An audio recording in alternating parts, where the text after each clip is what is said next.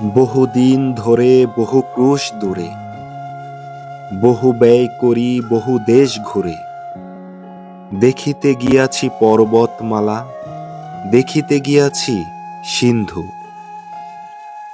দেখা হয় নাই চক্ষু মেলিয়া, ঘর হতে শুধু দুপা ফেলিয়া, একটি ধানের শীষের উপরে একটি শিশির বিন্দু। রবীন্দ্রনাথ ঠাকুরের এই কবিতার রেশ ধরে বলতে চাই, দেখা হয়নি আমার প্রিয় গ্রামটাকে। ভাইয়ের নাম কি বলছিলেন? আমার নাম মোহাম্মদ আব্দুল্লাহ। দাঁড়ান, আপনার আইসক্রিম কেমন? এই যে ভাইরে জিজ্ঞেস করি, ভাই আইসক্রিম যে বিক্রি করতেছে কেমন? মোটামুটি ভালো আছে। মোটামুটি ভালো না অনেক ভালো? না, মোটামুটি বগুড়ার মাল ভাই।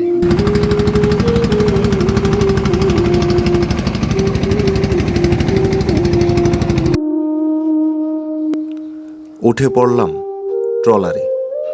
আমার আজকের গন্তব্য প্রজাপতির চর। 2031 বর্গ কিলোমিটার আয়তনের জেলা জামালপুর। জামালপুর জেলার ইসলামপুর উপজেলায় অবস্থিত প্রজাপতির চর। যমুনা নদীর বুকে গড়ে ওঠা এক বিচ্ছিন্ন জনপদ।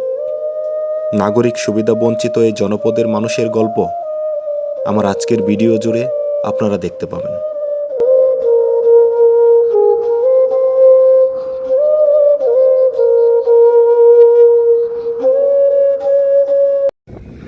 আসসালামু আলাইকুম প্রিয় বন্ধুরা, এই মুহূর্তে আছি প্রজাপতির চর, যেটি জামালপুর জেলার ইসলামপুর উপজেলায় অবস্থিত। যমুনা পাড়ের দুর্গম একটি চর।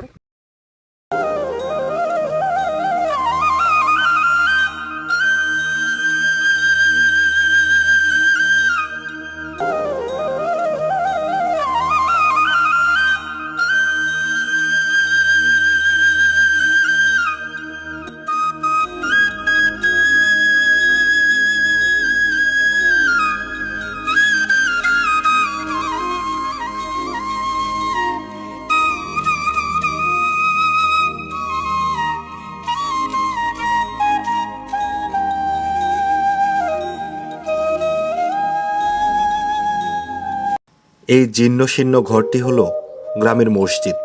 কোনো রকমে নিজেদের অর্থায়নে তৈরি করা এই মসজিদ, এটি এই গ্রামের একমাত্র মসজিদ। এটা কি ছিল ভাই, এই যে আপনার পিছনে আমার মসজিদ মাদ্রাসা ছিল এটা। মাদ্রাসা? এইখানে আনছেন কেন এইভাবে? এখানে ওই যে নদী ভেঙে গেছে, এনে গেলে এনে স্টপ করে দিয়ে দিছি এনে। এখন আবার নতুন করে বানাবেন না এটা? জি হ্যাঁ, নতুন করে এগুলা আপনার যদি কাঠ উঠাই না, এগুলা মনে করেন যে ভাঙ হয়ে গেছে, এগুলা আমরা উঠাই দিব।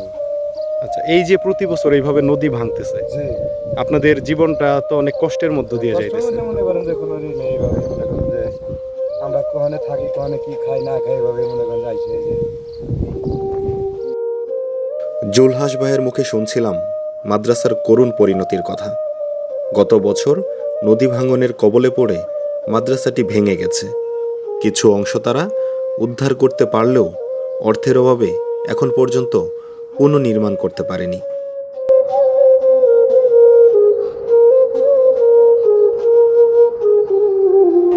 কথা হচ্ছিল এই গৃহিণীর সাথে। তিনি এখন পর্যন্ত 10 বার ঘর ভেঙেছে। কখনো এই চর, আবার কখনো বা ওই চর।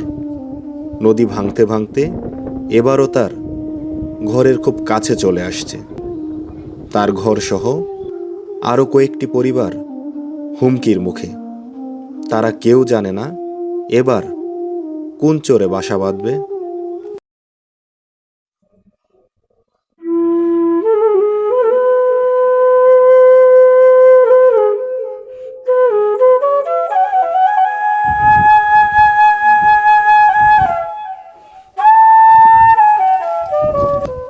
একবার তার ঘর বেরোতে পানি ওঠে না, আর ঘর বেরোতে পানি উঠে পানির মধ্যে ওইভাবেই থাকেন? পানি কতদিন থাকে? পানি বেশি দিন 2-10 দিন। এই 10 দিন এইভাবেই? 10 দিনে খাওয়া দাওয়া কিভাবে করেন? খাওয়া দাওয়া চুলের উপর বসতে বসতে কষ্ট। কষ্ট। তার মানে ওইভাবে ভাত রান্না করা তো অনেক কঠিন ব্যাপার। হ্যাঁ, শুকনা চিড়ামুড়ি এটা মনে হয় বেশি খাওয়া হয়। এটাই বেশি খাওয়া।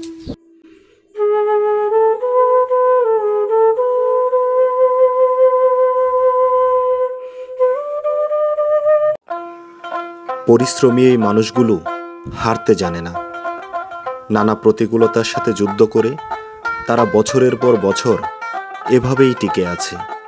এই যুদ্ধ কখনো নদীর সাথে, আবার কখনো বা দারিদ্র্যের সাথে।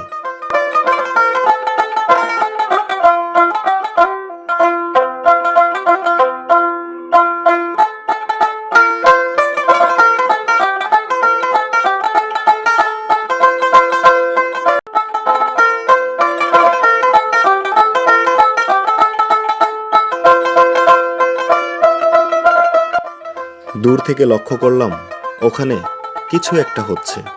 কৌতূহলবশত সামনে এগিয়ে গেলাম, যে দেখি একজন আইসক্রিম বিক্রেতা আইসক্রিম বিক্রি করছে। ক্রেতাদের সাথে তার বেশ দামাদামি হচ্ছে। চলুন তো শেষ পর্যন্ত কি হলো এখানে। সালামু আলাইকুম ভাই। ওয়ালাইকুম সালাম। ভাইয়ের নাম কি? ভাই আমার নাম মোহাম্মদ আব্দুল্লাহ। আব্দুল্লাহ ভাই, কি করতেছেন এই প্রজাপতি চরে? আমি মন্দিরচর থেকে নিজেরই ফ্যাক্টরি আমার হচ্ছে সেই ফ্যাক্টরি ভাড়া দিছি, সেখান থেকে মাল নিয়ে আসি, আইসক্রিম নিয়ে আসি, নিয়ে এসে বিক্রি করেন। তো এইখানে কেমন বিক্রি হয়? আমার বিক্রি মোটামুটি ভালোই হয়। আমি কয়েকদিন হলে আসি, আমি একটা মালের জন্য সম্পূর্ণ মাল বেচা। সব বিক্রি হয়ে যায়। আচ্ছা, ভাইয়ের নাম কি বলছিলেন? আমার নাম মোহাম্মদ আব্দুল্লাহ। দাঁড়ান, আপনার আইসক্রিম কেমন, এই যে ভাইরে জিজ্ঞেস করি। ভাই, আইসক্রিম যে বিক্রি করতেছে কেমন? মোটামুটি ভালো আছে। মোটামুটি ভালো না অনেক ভালো? না মোটামুটি এটা বগুড়ার মাল ভাই, মোটামুটি ভালো না? ইসলামপুরের মাল ব্যবহার করি না, বগুড়ার মাল। ভাই এটাই আছে। শুনলেন তো, আব্দুল্লাহ ভাইয়ের বেচা বিক্রি কিন্তু খারাপ না। দেখতে অদ্ভুত মনে হলেও মরিচের বিনিময়ে আইসক্রিম নিয়ে যাওয়ার দৃশ্যটা দেখতে কিন্তু বেশ চমৎকার।